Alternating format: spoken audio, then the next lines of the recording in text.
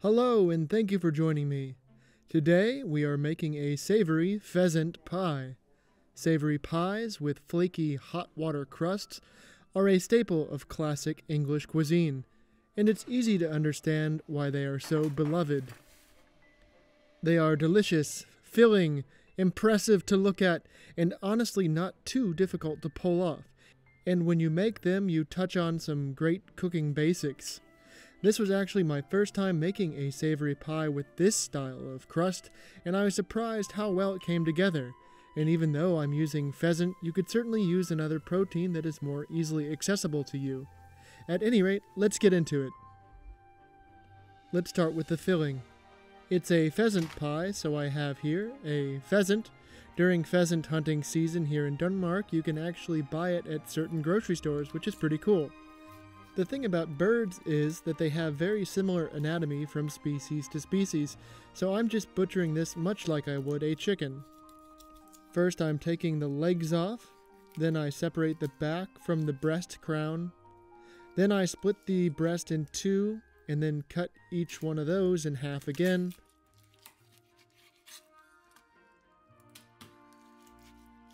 Now I've got it all butchered up nicely and laid out on a plate. Now it's time to season. I'm keeping it very simple here with some salt and some pepper as well. Now to deepen the taste of the meat, I want to saute it in a pan, so I get one on the stove and put that over medium-high heat. Use a little neutral oil like grapeseed, sunflower, or vegetable oil. Then I just set all my pieces of pheasant in that hot pan one at a time. The sound of that sizzle is a good sign. While that is browning, let's talk about the rest of our filling. We need some flavorful vegetables, and for that we are going pretty classic mirepoix. Here I have some carrots, a leek, some celery. For the celery, I just make sure that it is washed nicely, trim off the very top and very bottom. Then I just cut the stalks into long pieces, and then cut those long pieces into a rough small dice. Same process for the carrots. I make sure they are cleaned, then I peel them, take off the ends, cut them into strips, and then dice those strips up. The story is the same for the leek. Make sure it's clean, and then dice it about the same size as the others. If you watch my videos, you know how to do an onion already. Split it in half, peel it, then make small long cuts that go almost all the way through the onion, leaving things intact at the root end. Then start cutting 90 degrees from those first set of cuts you made, and you get onion dice. Bravo! Those are our aromatics. For a little added flavor, I've got a nice chunk of some smoked bacon here. I'm just dicing that up also. Back to the pheasant, I just give all those pieces a turn once they have sauteed for a while on the one side. Oh yeah, that is starting to look really great. That nice golden brown means we are in business. After they have cooked on the other side for a few minutes, we will take them out of the pan. Now, do we throw that pan in the sink? No. See all those stuck-on bits on the bottom of the pan?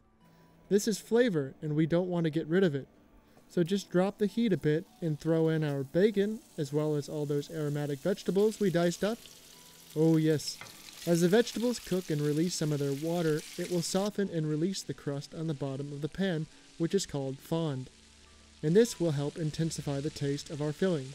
So we just let the bacon and aromatics cook for a while until they have gone soft. Once they are cooked, we can just kill the heat and put them to the side. While the aromatics were cooking, I started to pull the meat off the bone of those pieces of pheasant. I like to leave them in somewhat big chunks so they don't get lost and everything. With all the meat pulled, I just cover it and put it in the refrigerator until later. And in the spirit of not wasting anything, I take all those bones, get them in a pot, add some water, celery tops, an onion, and a carrot or two. Then I just bring that up to a simmer and let it go for about 3 hours. After 3 hours, I've extracted much of the flavor from those bones, and I just want to strain off all the solids from the liquids. Now we have a tasty pheasant stock to make our sauce with. And to make that sauce, we are going to be very classic and use a roux. So I have here a few spoons of duck fat in a pan, but you could also use butter. I heat that over medium, and then I add roughly the same amount of flour. Give that a good whisk to incorporate. It doesn't take very long. Then we just want to pour in our pheasant stock, which is still hot, making sure to whisk as we go. Then we just bring it up to a strong simmer and let it cook for about 10 minutes to make sure the roux has had time to fully activate. After that time, you can see it is thickened up significantly. Now I just want to add a few more components to this sauce. I'm adding a splash of heavy cream, giving it a good pinch of salt, and also adding a little splash of whiskey. And you can really do whatever here. Follow your taste, have fun with it. Maybe you want some port instead. Maybe Madeira. Going alcohol-free is also totally okay. After tasting the sauce and making sure it's delicious, we can kill the heat and set about finishing our filling. I've got a big bowl here and I'm just adding all that pheasant meat that we pulled earlier. Then we can dump in all the aromatics we cooked off. And in the spirit of cleaning out my fridge, I threw in a couple spoons of some mushroom ravioli filling I had. I also got nervous that I wouldn't have enough filling for this large pan, so I added the meat from a couple confit duck legs.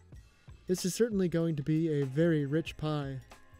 Now, with everything in the bowl, I just go ahead and start to add my sauce.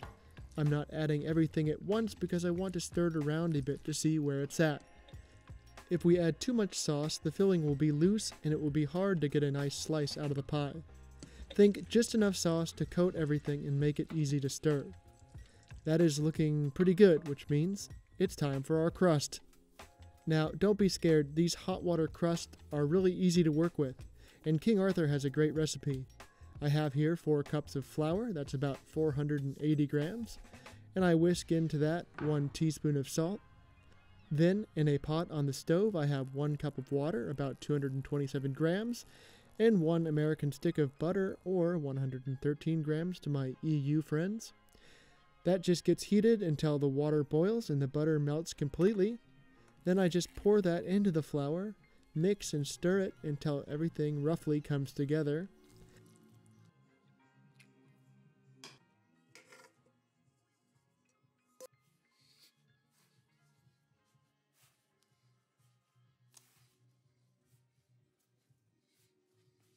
Then I get that dough onto the counter and start to knead it until it really comes together into a smooth ball of dough. Once you get a smooth ball of dough, you divide it into 1/3 and 2/3. 1/3 should be about 267 grams, and 2/3 should be around 534.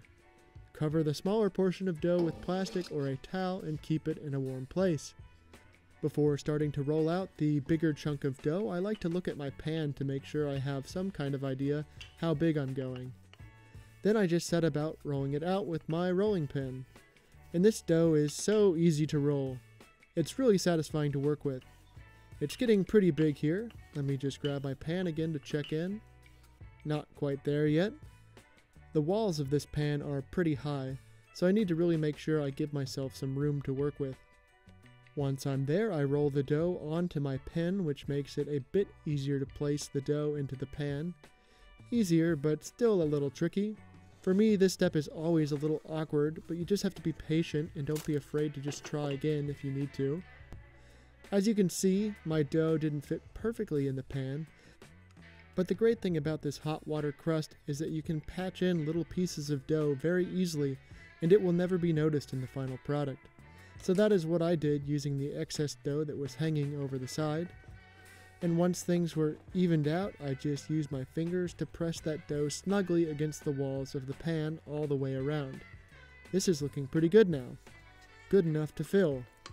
So let's take that filling and pour it onto our bottom crust. Now for the top crust. We grab that other piece of dough and roll that out to the perfect shape. And then we get it on our rolling pin and set it on top of our bottom crust and filling, adjusting to make it fit better if necessary. Then I go around and pinch those 2 layers of crust together. If you wanted a really tight seal, you could consider brushing the edge of the top crust with water or egg whites. And after the crusts have been pinched together, I just use my knife to trim the excess off using the edge of the pan as a guide for the blade. And now an important step before we bake, this thing needs to be able to breathe, so we will give it a nice vent hole in the dead center. Very nice. And now one very last thing, let's talk about making it pretty. You will definitely want to hit this pie with an egg wash. So just mix an egg yolk with a bit of milk or cream, and then brush it all over the top of the pie crust. This will give it a nice shiny appearance when it bakes. And you will probably end up with those scraps, and these can be turned into all sorts of decoration for your pie. I'm pretty bad at this kind of thing, but this style of crust is so forgiving it wasn't too stressful of a process. I just made 2 little dough ropes, and then I braided them together. Then I made a little leaf with what I had left, and put both things on top of my pie, making sure to give them a little egg wash also once they were attached. And guess what? All the hard work is done. We are ready for the oven.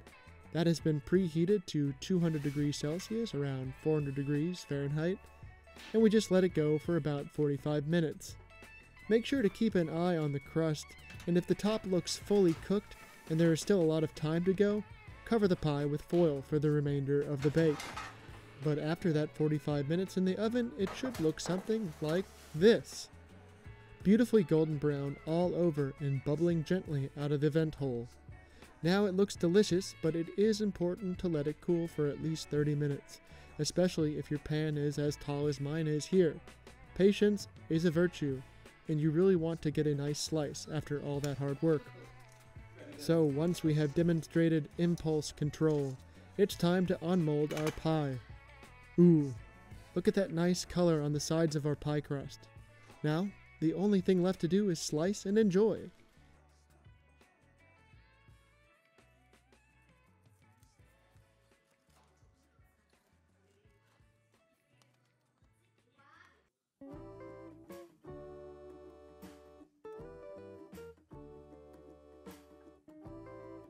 Would you look at that?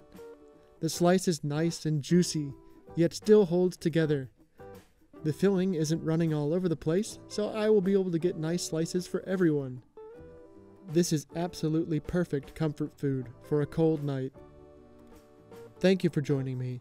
I hope you enjoyed this look at one variation on a savory meat pie. Like I said earlier, there are many different things you can add to this pie if you don't have access to pheasant. Consider trying it with chicken, or even root vegetables.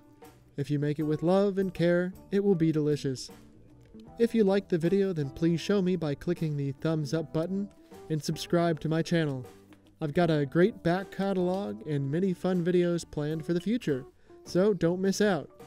And if you have any questions or comments, make sure to make your voice heard in the comment section. I especially love hearing from people who grew up with the dishes that I cook to find out if I did a good job or not. Until next time, cheers!